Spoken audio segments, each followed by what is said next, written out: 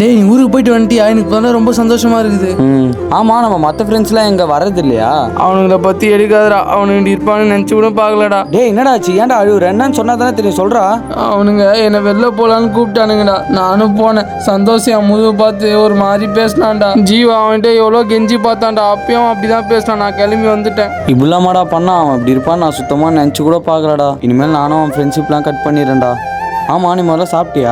ஒன்றும் இல்லைடா, பசிக்குது. எனக்கும் பசிக்குது. சரி வாங்க வீட்டில் போய் சாப்பிட்லாம். டேய் நீ இங்கேயே உட்காரு, நான் எங்கள் அம்மா போய் சாப்பாடு போட்டு எடுத்துன்னு வர சொல்கிறேன். சரிடா.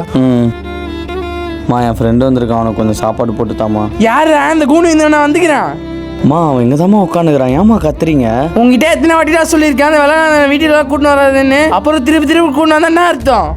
பாவம்மா அவன். ஏம்மா கத்துறீங்க? அமைதியாக இருக்குமா. அவனுக்கெல்லாம் சாப்பாடு போட முடியாது, ஒன்றும் போட முடியாது. ஒழுங்கு மாதிரி கூட்டின்னு போயிடு. சரிடா நான் கிளம்புறேன்.